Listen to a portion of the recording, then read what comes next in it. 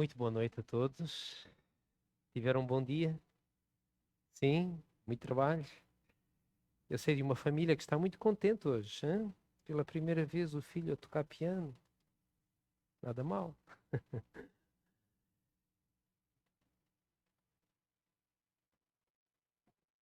Nas meditações matinais deste ano, de Ellen White, havia uma frase, se ainda se recordam, foi algures no mês de janeiro, que dizia qualquer coisa que Satanás, ele quer que nós cheguemos a acreditar ou a pensar que a oração não faz a diferença. Será que alguma vez nós acreditamos nisso? Será que fomos tentados a pensar que é assim? Quando, por vezes, oramos sobre um determinado assunto e nada acontece, ou não vemos realmente um resultado imediato ou a curto prazo daquilo por que oramos. Mas eu acredito que estamos aqui reunidos numa semana de oração da família, é porque continuamos a acreditar que orar faz a diferença. Este é também o nosso encontro semanal de oração, é a quarta-feira. Eu olho para aquele cesto, já tem ali uns papéis, mas acho que ainda podemos colocar alguns, não é, Grazi? Porque nós queremos entregar estas orações a Deus.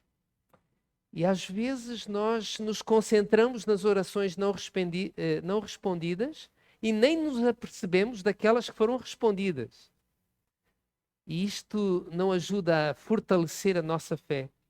Por isso eu reforço a ideia de termos um diário de oração para reforçar o pensamento de que Deus é um Deus que ouve as nossas orações. E seria bom, de vez em quando, eu gosto de fazer isso, vou no meu 9º volume do meu diário de oração, eu todos os anos tenho, e de vez em quando eu começo a ler para trás, coisas que eu já nem me lembrava. E é bom saber que Deus tem estado e está conosco sempre e responde às orações. Eu gostava de vos convidar a abrirem agora a Bíblia em 1 Samuel, capítulo 12, versículos 23. 1 Samuel 12,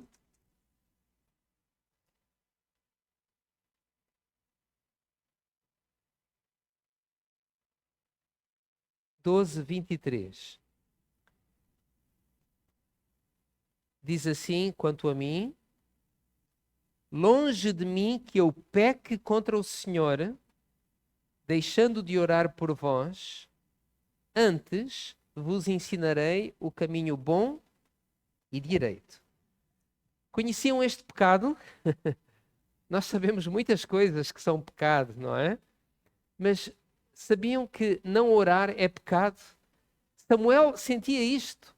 Longe de mim que eu peque, não orando por vós. A mensagem que nós recebemos da Conferência Geral para esta semana e para este dia é escrito pelo pastor Pavel Goya, que esteve conosco no início deste ano. E o título é Orar pela sua família.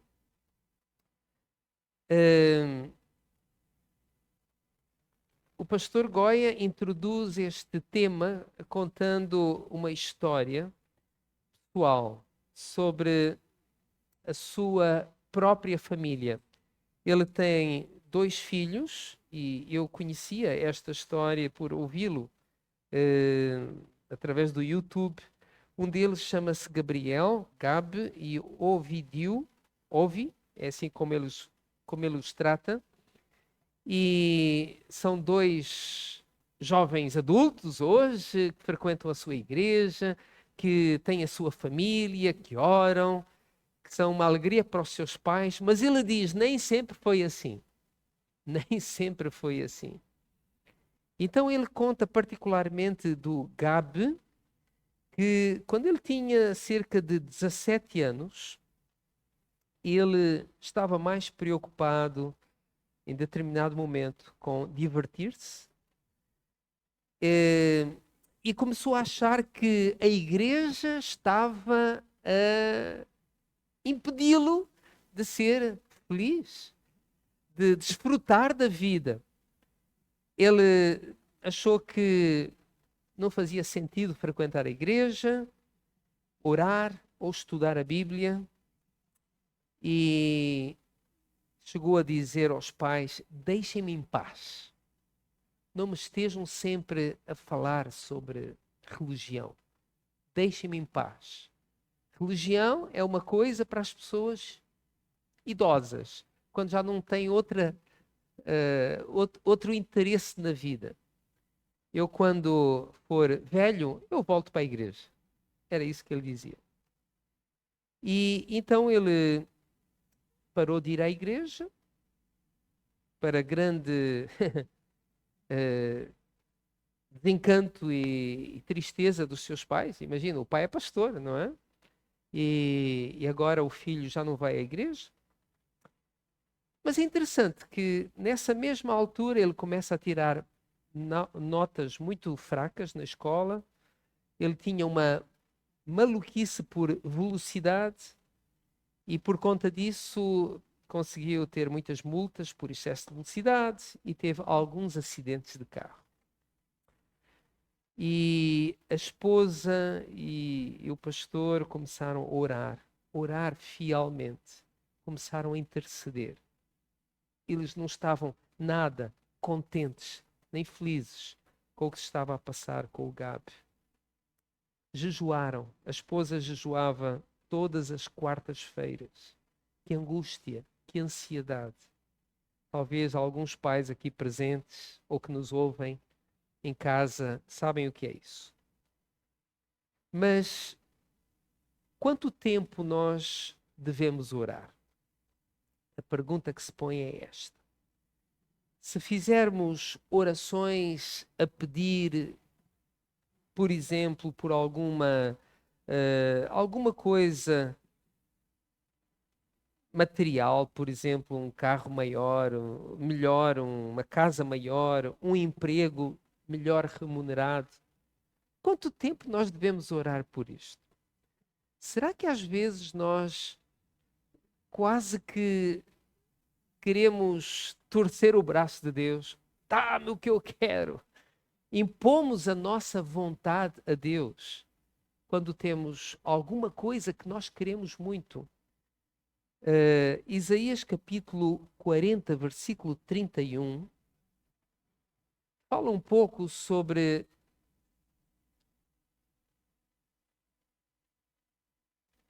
alguma coisa que nós achamos bonito, mas talvez não gostamos muito de viver na prática. Mas os que esperam no Senhor, aqueles que fazem o quê? Esperam no Senhor. O que é isto de esperar no Senhor? Quer dizer que eu devo esperar, confiar que o Senhor, no seu tempo, vai responder segundo a sua vontade e não segundo a minha própria vontade, as orações.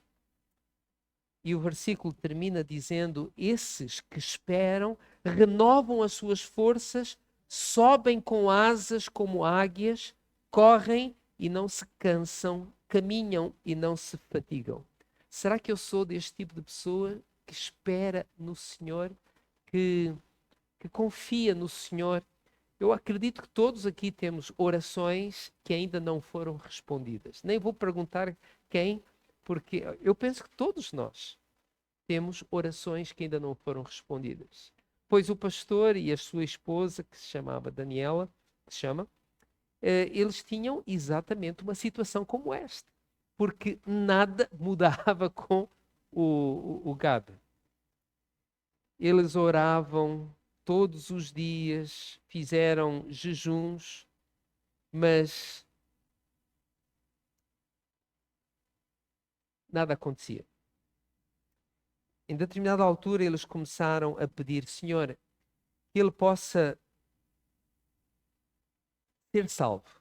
Aconteça o que acontecer com este rapaz, que nos está a dar tantas dor de cabeça, que ele, pelo menos, não perca a vida eterna. O que nós mais queremos é que ele tenha a vida eterna. E os pais decidiram que iam orar por ele enquanto vivessem. Enquanto eles fizeram isso, e quando começaram a orar mais fervorosamente, começaram a acontecer umas coisas muito estranhas. Um dia, um sábado, para ser mais preciso, o Gabi estava a praticar esqui aquático. Enquanto ele estava a tentar fazer uma daquelas acrobacias, as piruetas no ar, ele soltou a corda que o prendia ao barco e então uma alça saltou, atingiu-lhe na parte de trás da cabeça, sangue por todo o lado e foi levado para o hospital. E o médico disse que ele teria morrido se a alça o tivesse atingido 1 centímetro na direção do meio da cabeça. Bem, depois desse acidente, o Gabi disse que ia mudar. Agora vou ser um bom cristão. Sabem o que é que mudou? Nada. Continuou exatamente a mesma coisa. Outra vez, ele estava a conduzir para casa, eram as férias de Natal, e como sempre, a alta velocidade. Ele tinha dormido pouco, também, não tinha um estilo de vida saudável, e adormeceu no carro a alta velocidade. De repente, abriu os olhos e ele estava diante de uma coluna de concreto. Para se desviar da coluna de concreto, foi parar a um pântano coberto com ervas daninhas. Se fosse um barco era melhor. O carro começou a afundar no pântano e de repente tudo parou. Ele queria abrir o carro e o sistema elétrico todo deixou de funcionar.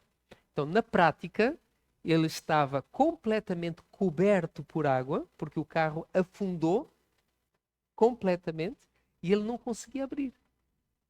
E gradualmente começou a entrar água para dentro do carro. Estão a ver o que é que ia acontecer, não é? Mais tarde ou mais cedo ia acabar de haver ar ali dentro, ou ele simplesmente ia estar imerso em água e estaria sujeito à morte.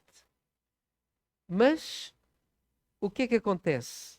Nesse momento, ele volta-se para Deus, começa a pedir, ele começa a desespero, tudo isto, tenta abrir a porta não abre, as janelas não funcionam, o carro está sem energia e instantaneamente então ele começa a orar, faz todas as promessas que pode a Deus e instantaneamente, de um momento para o outro, a energia volta ao carro e ele consegue abrir a janela, baixar a janela e sair pela janela e conseguiu-se salvar daquela situação. O carro, obviamente, ficou perdido.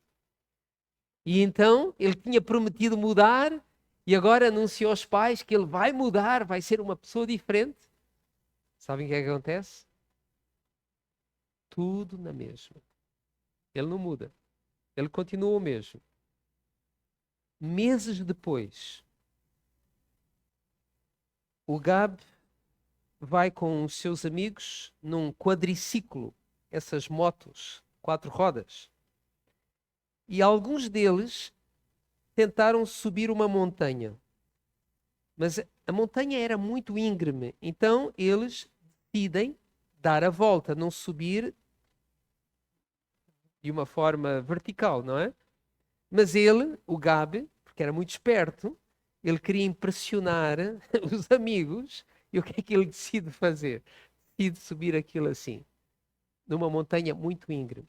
Imediatamente, o quadriciclo capota e ele, antes, o capacete, portanto, o quadriciclo vai virar de baixo e e prende o lado direito da sua cabeça, ele vira, ele fica debaixo do quadricípio, o capacete fica completamente despedaçado e pedaços, não sei se estou a ser demasiado gráfico, é o que está escrito aqui, pedaços do crânio, do osso, ficam espalhados ali sobre a rocha. Imaginem a situação em que o rapaz ficou. Lascas de osso ficaram alojados no seu olho direito. Os amigos levam o Gab para o hospital. O médico liga a dizer que os danos eram graves e que o filho provavelmente não teria muito tempo de vida. E então é nesta altura que o pastor faz uma viagem que normalmente duraria 11 horas e ele faz aquilo em 9 horas e meia. E ele ora continuamente, cada minuto, cada segundo daquela viagem, que durou 9 horas e meia e que deveriam ser 11, ele passa em oração. No início, eles oram para que Deus salve a vida, mas eventualmente eles começam a pedir que ele, pelo menos antes de morrer, tenha um momento de lucidez e que ele se possa arrepender e entregar a Deus e possa ter a salvação. Diz o pastor que confiava que Deus ouvia as orações e que ele tomaria a decisão final. Eles tiveram que dizer: seja feita a tua vontade. É tão difícil nós dizermos isto, não é? Em determinados assuntos. É tão lindo, faz parte da nossa linguagem religiosa, mas conseguimos nós, quando estamos a pedir alguma coisa a Deus, dizer: Senhor, seja feita a tua vontade. Se não me quiseres dar, não dês. Se eu tiver que passar por esta experiência, eu vou passar. Seja feita a tua vontade. Não é fácil, pois não? Mas isto é fé, isto é confiança. Bem,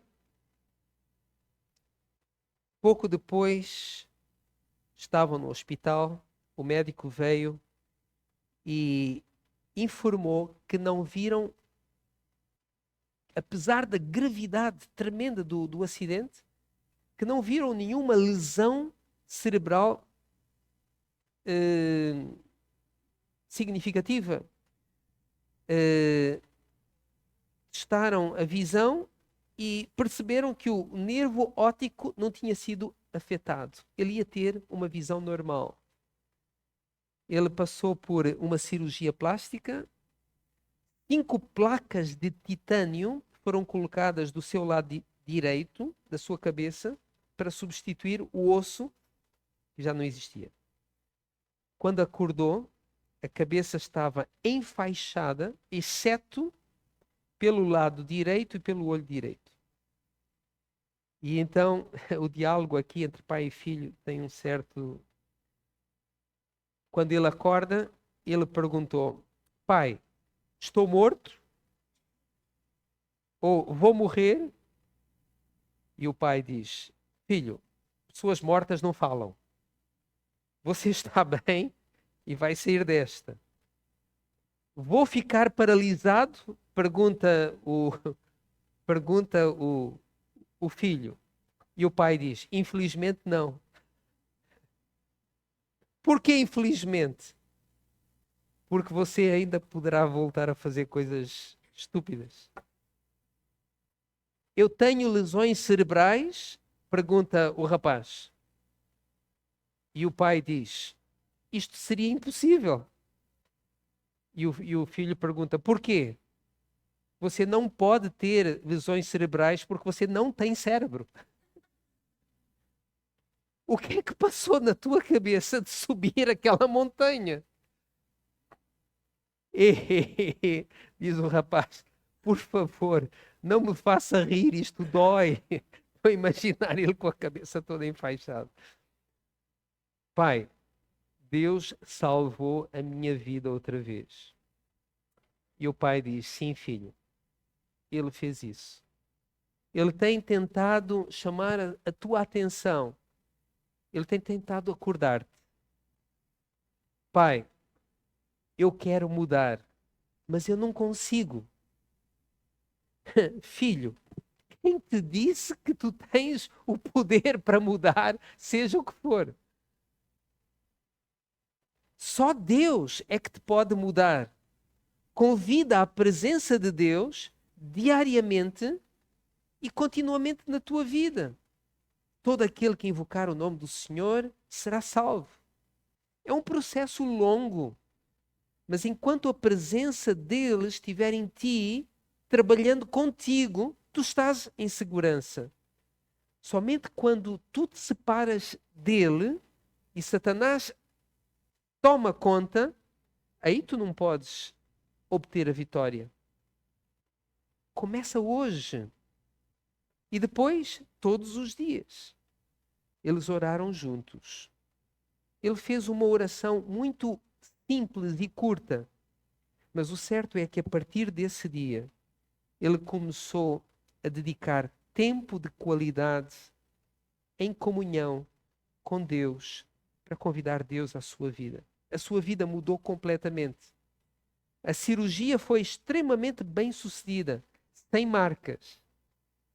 Nem mesmo se percebe que ele teve um acidente.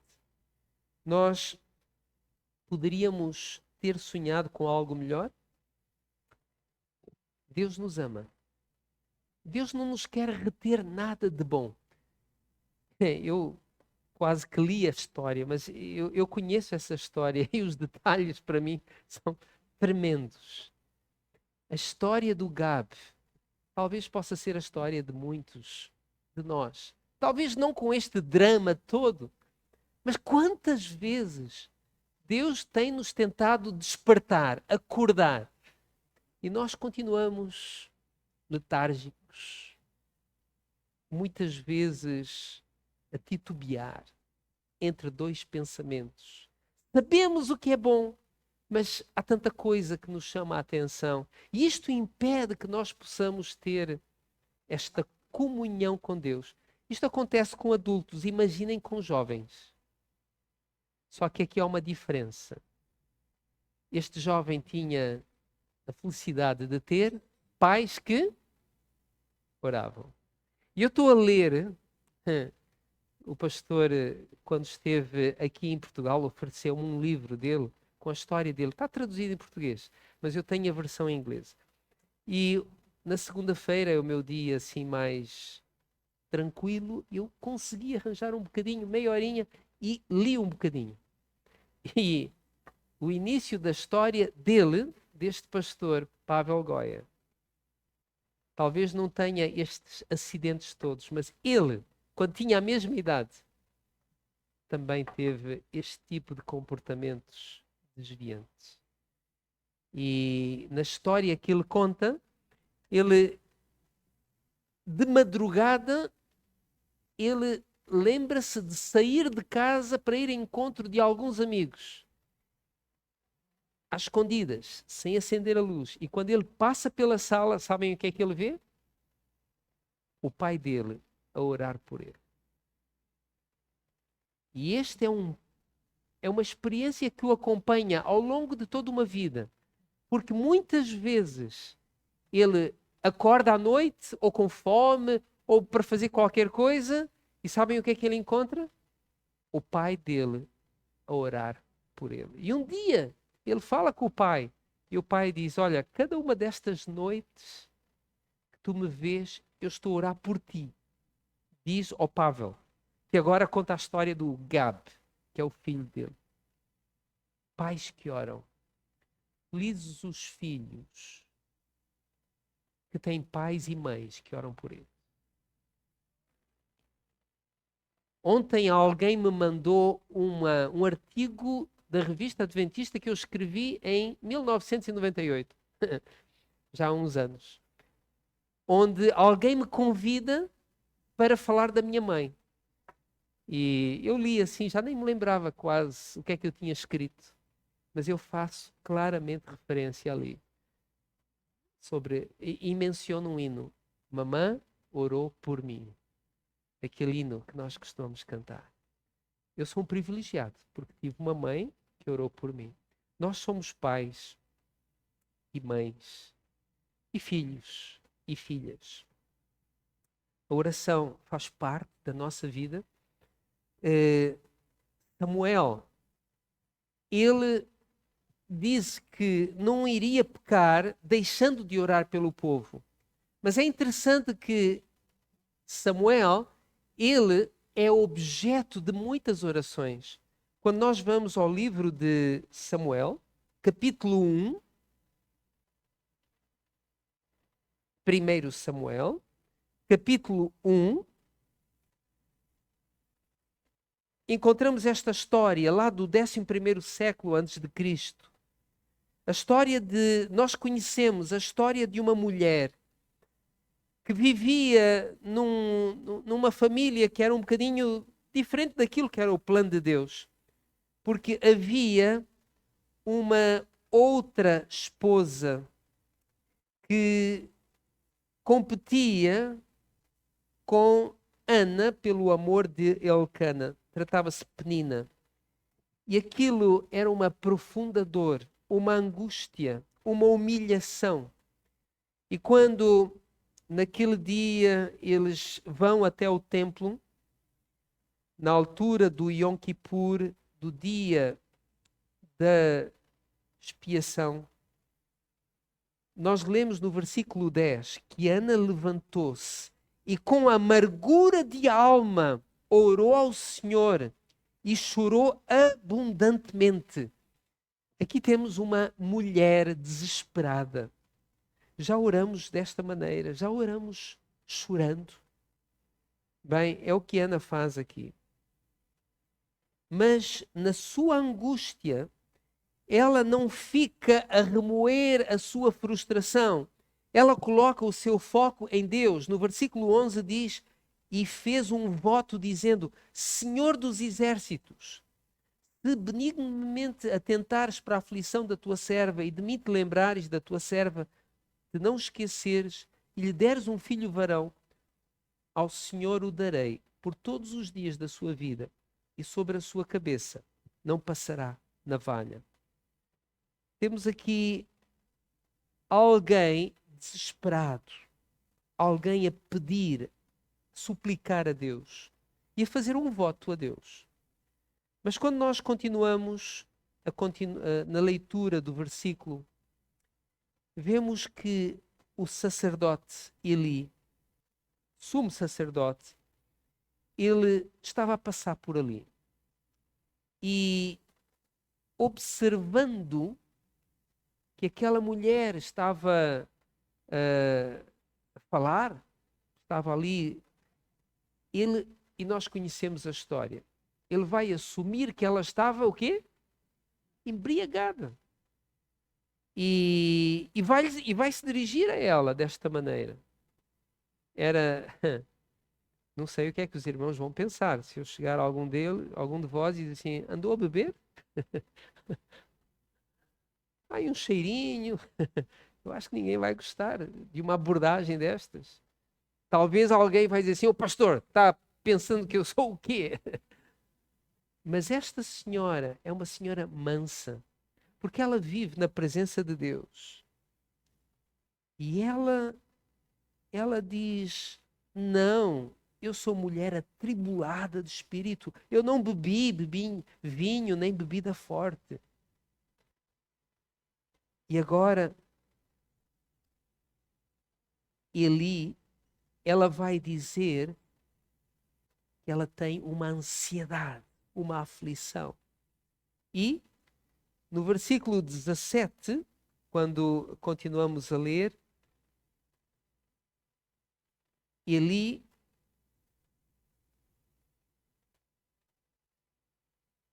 vai dizer, vai-te em paz, e o Deus de Israel te conceda a petição que lhe fizeste. Ache a tua serva mercê diante de ti. Agora é interessante aqui o versículo 18. E a mulher se foi caminho e comeu. E o seu semblante já não era triste. É talvez uma das partes mais interessantes. Por quê? Porque ela era uma mulher de fé. era mansa, mas mediante Eli, as palavras de Eli, ela naquele momento, ela acredita, ela confia que Deus vai responder. E eu não sei exatamente quanto tempo é que passou entre a resposta à oração e entre esta oração. Mas o certo é que ela, desde aquele momento, ela estava feliz. Já não estava triste. E, finalmente, quando nós vemos mais à frente o que é que aconteceu, o versículo 20 diz que ela concebeu e, passado o devido tempo, teve um filho a que se chamou Samuel.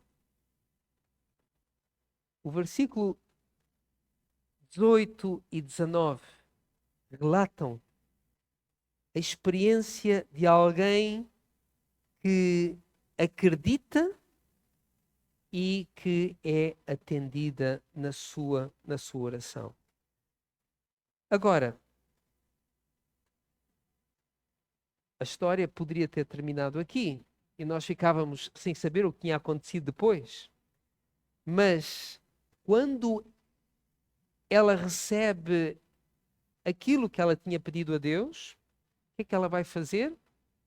Ela vai cumprir o voto que tinha feito. E o voto consistia no quê? Em dedicar o seu filho a Deus. E dedicar, neste caso, todos nós vimos aqui dedicar o nosso filho, mas dedicar significava entregar, abdicar do filho, colocá-lo ao cuidado de, à custódia de. Isto é um bocadinho mais complicado. E eu não sei se se o santuário e aquele ambiente ali era o melhor lugar naquele tempo para uma criança de 4 anos. Já ouviram falar dos filhos de Eli? Eles não tinham uma fama muito boa. O que é que Ana, que orou tanto por estes filhos, ela vai continuar a fazer? Eu tenho aqui uma citação de Ellen White, que diz assim: desde a aurora mais tenra da inteligência, ela, Ana, havia ensinado o seu filho a amar e reverenciar a Deus e a se considerar do Senhor. Por meio de cada objeto familiar ao seu redor, ela procurava direcionar seus pensamentos para o Criador. Quando separada do seu filho, a solicitude da fiel mãe não cessava. Todos os dias, ele era o objeto das suas orações. Todo o ano, ela fazia com as suas próprias mãos uma túnica de serviço para ele, e ao subir com o seu marido para adorar em Siló, ela dava à criança esse lembrete do seu amor. Cada fibra do pequeno vestuário havia sido tecida com uma oração para que ele fosse puro, nobre e verdadeiro. Consegue imaginar ela a tecer aquela vestimenta? Cada fio era acompanhado por uma oração. Ela sabia que as coisas não iam ser fáceis para o seu filho. Apesar dela estar no santuário. Nem tudo são rosas, mesmo na igreja. Ela não pedia para seu filho grandeza mundana, mas suplicava sinceramente que ele alcançasse aquela grandeza que o céu valoriza, que ele honrasse a Deus e abençoasse seus semelhantes. Queridos, aquela mãe orava incessantemente pelo seu filho. Porquê? Porque agora o filho estava separado dela. Estava num ambiente onde muitas influências o poderiam corromper. Ela tinha orado para ter o filho. Ela aproveitou todas as oportunidades naqueles primeiros anos para ensinar o caminho do Senhor. As primeiras impressões têm um impacto tremendo. Mas ela orava e vivia para aquele momento em que iria reencontrar o seu filho. Ponham-se no lugar dela. Será que nós hoje faremos menos do que esta mãe? Será que podemos estar mais descansados?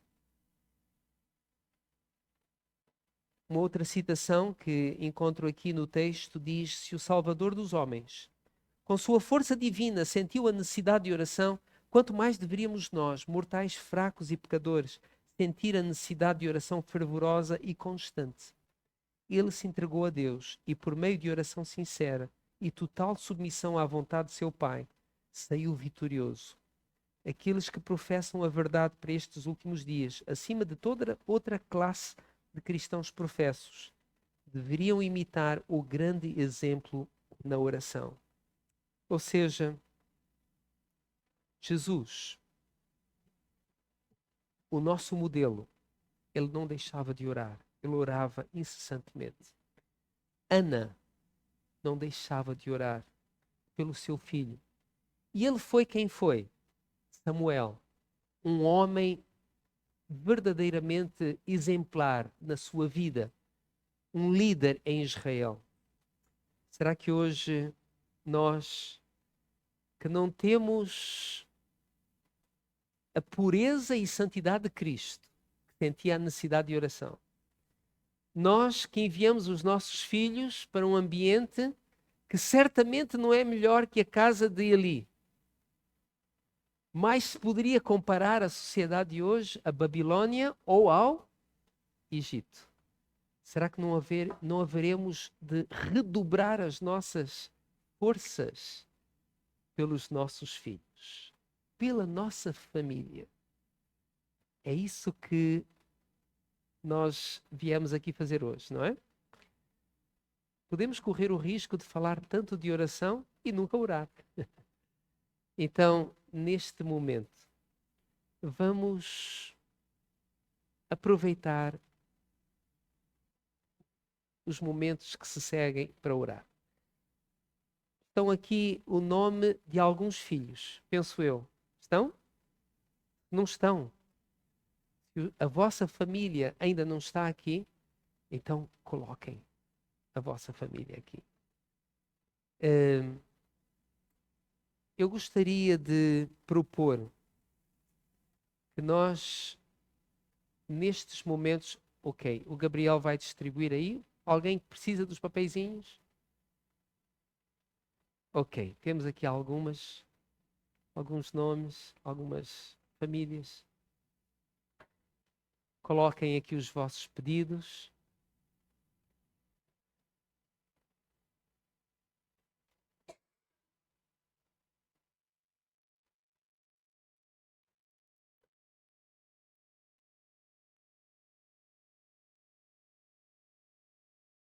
Ok, muito bem.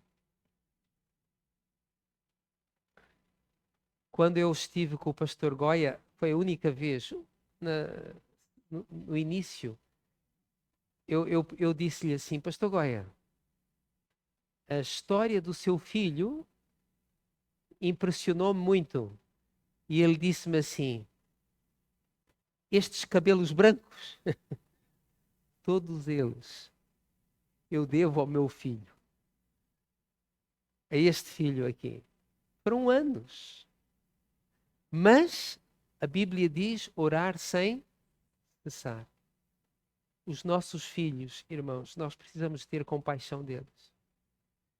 Eles, desafortunadamente, nasceram e estão a crescer num dos períodos mais negros da história. Não é fácil. Mas não há nada que Satanás possa fazer contra aqueles que humildemente se colocam diante de Deus, se entregam a Deus. As orações de pais e mães consagrados podem muito nos seus efeitos.